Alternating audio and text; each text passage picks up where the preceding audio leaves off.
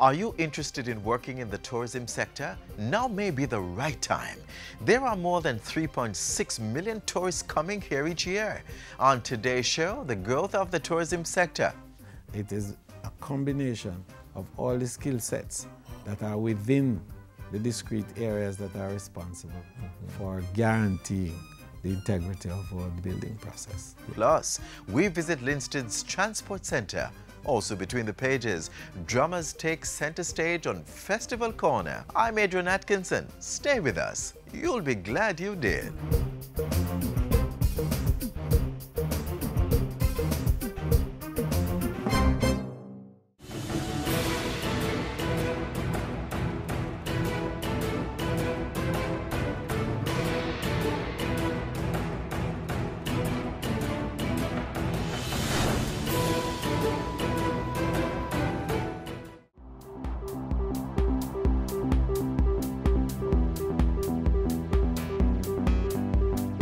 Some 60 job areas are available in the tourism sector. This week on Issues, Portfolio Minister Edmund Bartlett speaks on the growth of the sector, which rakes in $2.5 billion annually. Let's join the discussion. Thanks for joining us for Issues and Answers. I'm Ian Boyne. We talk tourism today. The Minister of Tourism, the Honorable Edmund Bartlett, made a sectoral presentation this past week and, of course, spoke on the status of this very important industry. We have the Minister in studio with us today, and we are going to be exploring some of the ideas that he spoke about. We thank you so much for your company. Good to have you, Minister. Thank you very much. I want to start off, Minister, by your giving us a little bit about the status of the industry now and your own thinking about its prospects. Well, the industry now, I think, is poised to have a regeneration.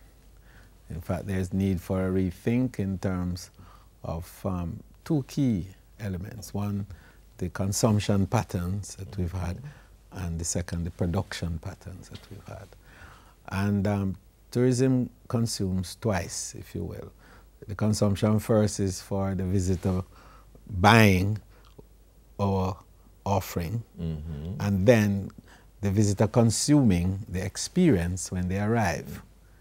That's the consumption side. And then the production side is us providing the inputs to satisfy the customer's need or the visitor's need when they arrive.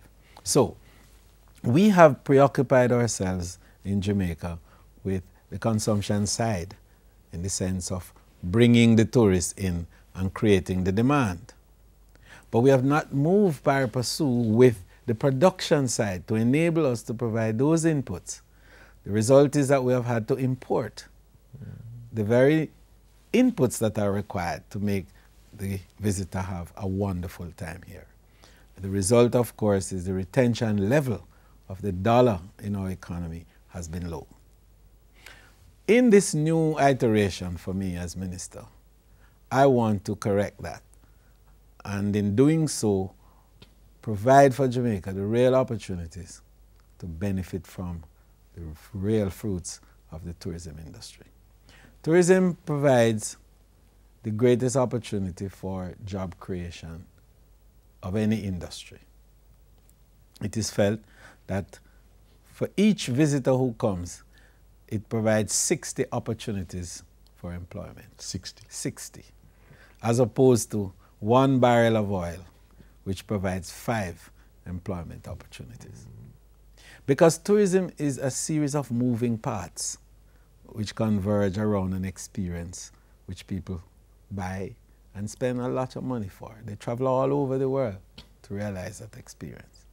So what we have to do in Jamaica, like the countries that have used tourism to increase their economic value and benefits, is to understand this and to respond to the demand that tourism provides.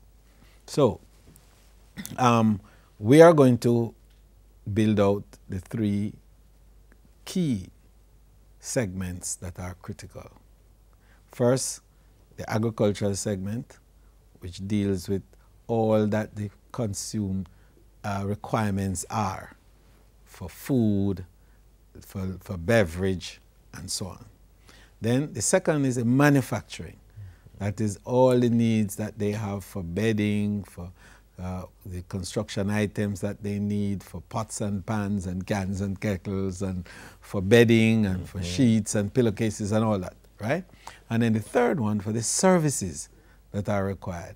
Your banking services, your hospital medical services, your insurance services, and now your marketing services. And previously, we used to go to get marketing services overseas. We can get marketing services right here now, thanks to this new wave, what they call the third wave. Third wave, yes, industrialization. or the fourth revolution, the fourth industrial revolution, as they call it. So with mega analytics, that is big data, we are now able to determine where to market. That's true. What segment of the market you need to focus on. In other words, who is talking to you? What are they saying? What do they want? And then, what are you saying now back to them? In this way, you have an opportunity to engage the market yourself through word of mouth. Yes, yes. To engage the market segment by segment, we call that geomarketing. So we can now do geomarketing. And then, content marketing. That is to say, we tell the market now what they need to hear based on our understanding of what they need to have. And in the context of all of this, there's also virtual reality, which allows us now to give the visitor a feel of the destination and before they come into the destination.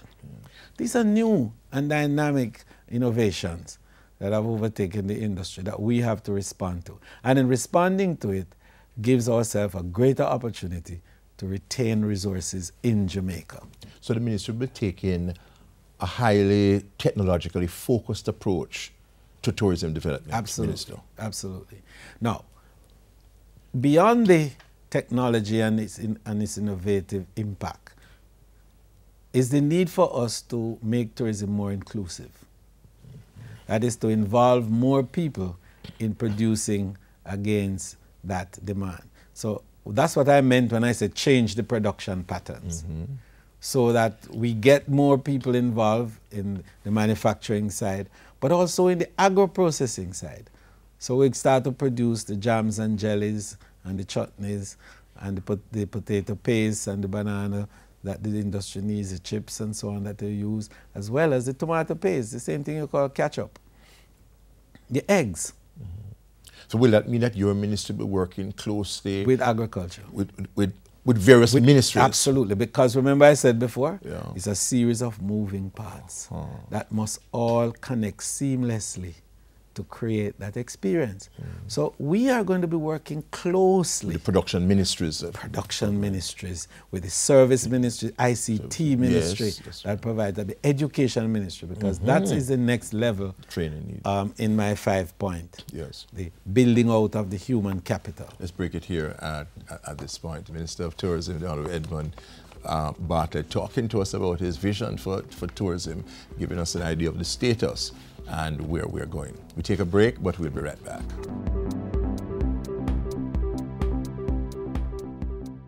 The government's tax relief will benefit more than 250,000 people who pay income tax.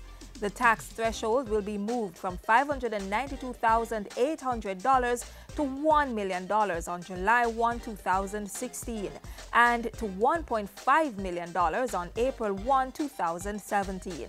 The government of Jamaica, building a partnership for economic growth and prosperity.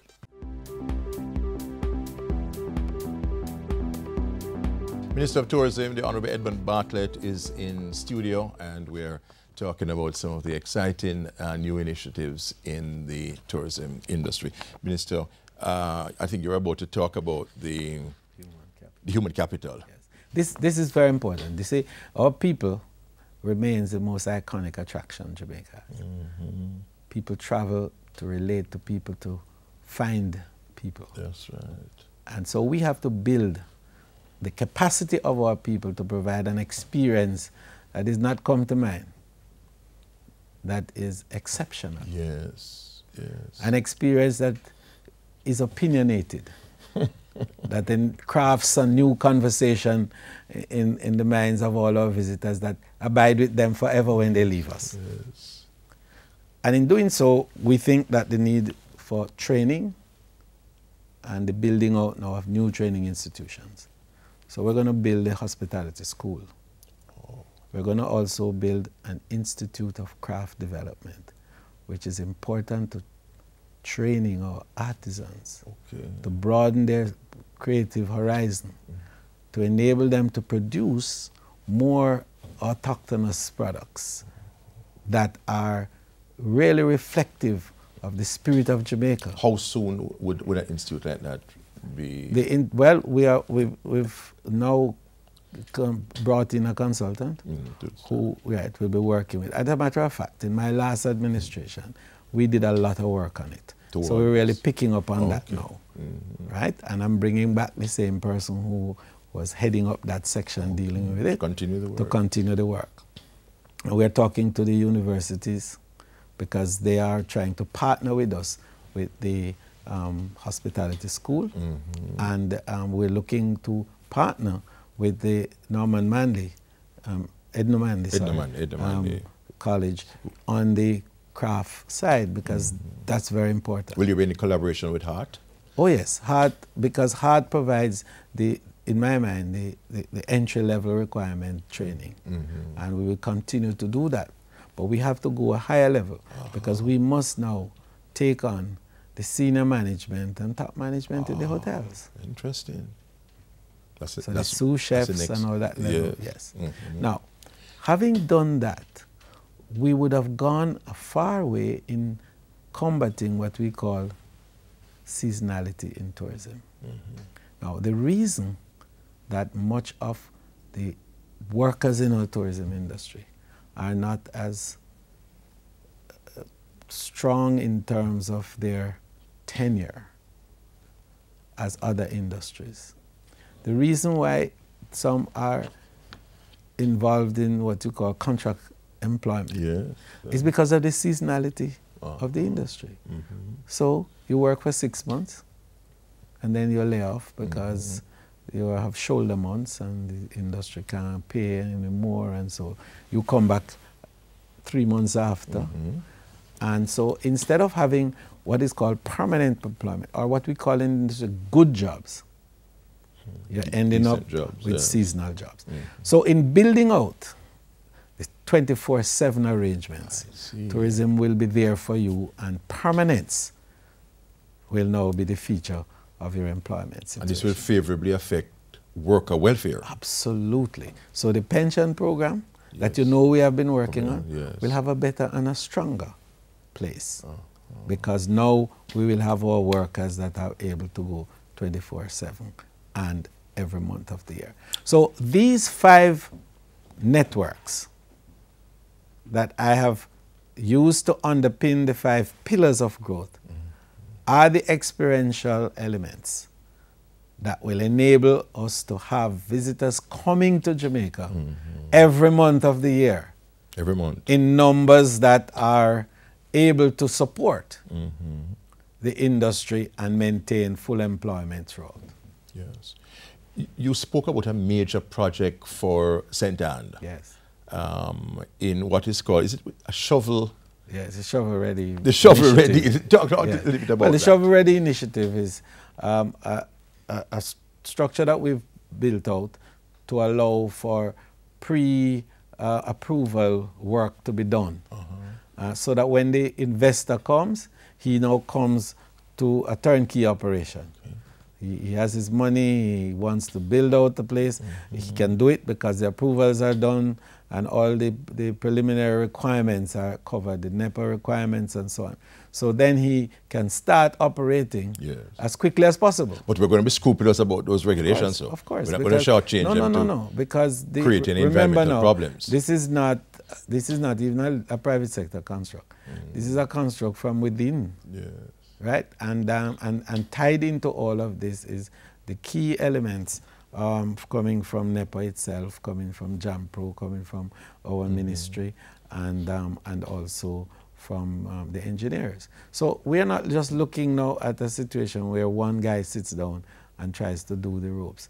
It is a combination of all the skill sets that are within the discrete areas that are responsible for guaranteeing the integrity of our building process. Yes. And just finally, Minister, less than a minute perhaps, what do you see for tourism in the next few years? What are the big prospects? Just right. Our projections are to increase arrivals by 5% per annum for the next 5 years to reach 5 million visitors by 2021, to earn $5 billion for the Jamaican economy, to employ 120,000 people, that is to increase from the 88,000 it is now to 125,000 direct. And the indirect, the induced effect, based on the 5 networks, will take you to 350,000. Right? And then to enable us to have a 24/7 industry to combat and defeat tourism seasonalities. Yes. Once we have that, we now have an economy that could truly be called a tourism economy. Thank you very much, Minister. Minister of Tourism outlining his vision for the industry, the concrete plans which are afoot, plans which sound feasible and certainly exciting. We thank you for your company. Next week we'll be back. Until then, Ian Boyne wishing you a very pleasant day.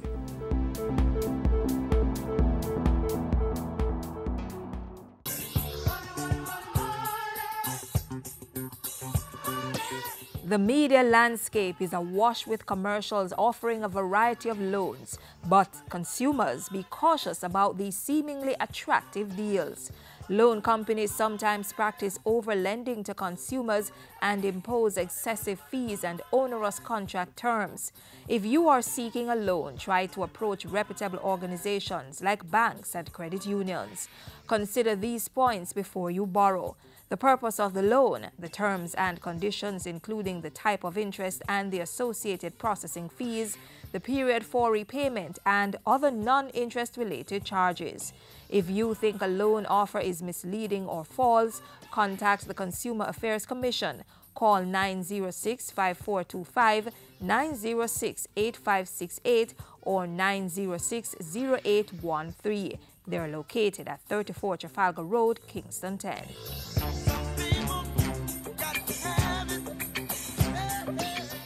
The sound of the drum, the communication tool of our ancestors. Let's go drumming. Watch this.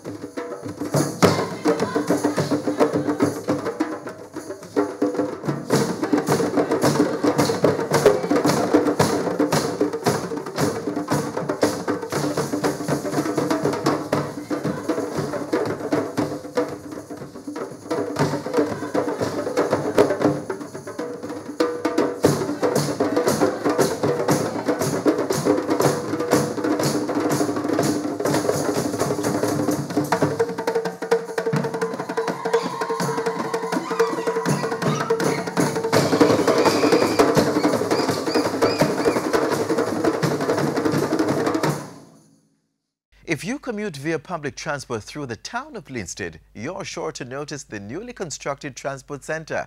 Take a drive with us as we stop off at Linstead.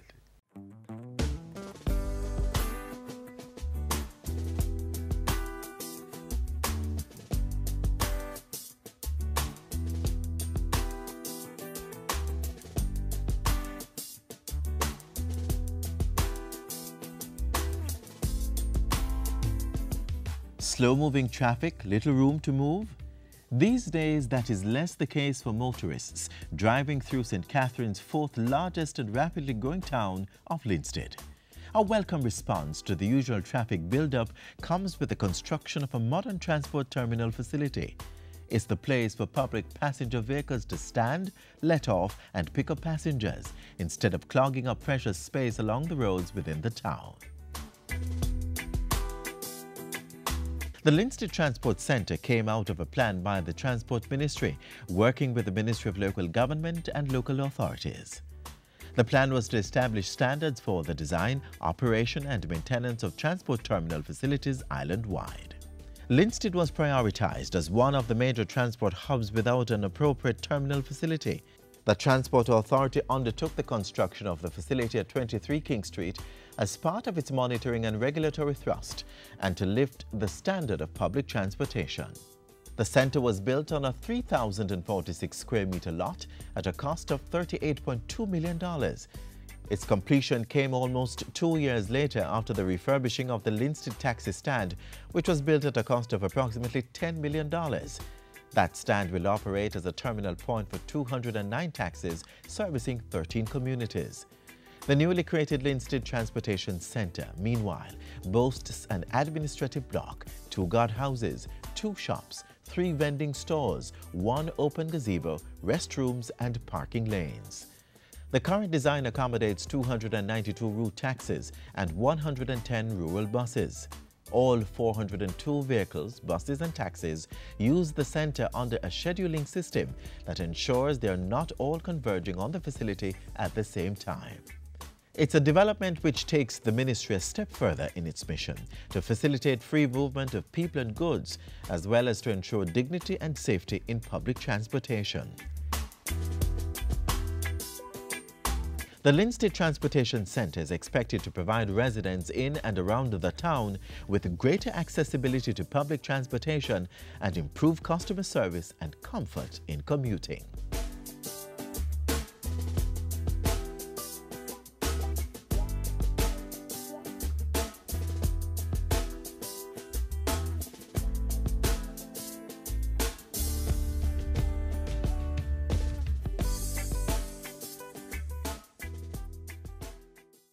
Back when I was a child, before life removed all the innocence, my father would lift me high and dance with my mother and me, and then spin me around till I fell asleep. Stairs he would carry me, and I knew for sure I was loved. If I could get another chance, another walk, another dance with him. I leave you with this. My father gave me the greatest gift anyone could give another person. He believed in me. We hope that that quote will inspire you to be the best father you can be. Send your feedback or comments to Jamaica Magazine at gis.gov.jm. You may also find out more about the tourism industry on our website, gis.gov.jm. We're also on YouTube, Twitter, Instagram and Facebook, so log on and stay in the know. Until next time, I'm Adrian Atkinson. Have yourselves a wonderful day.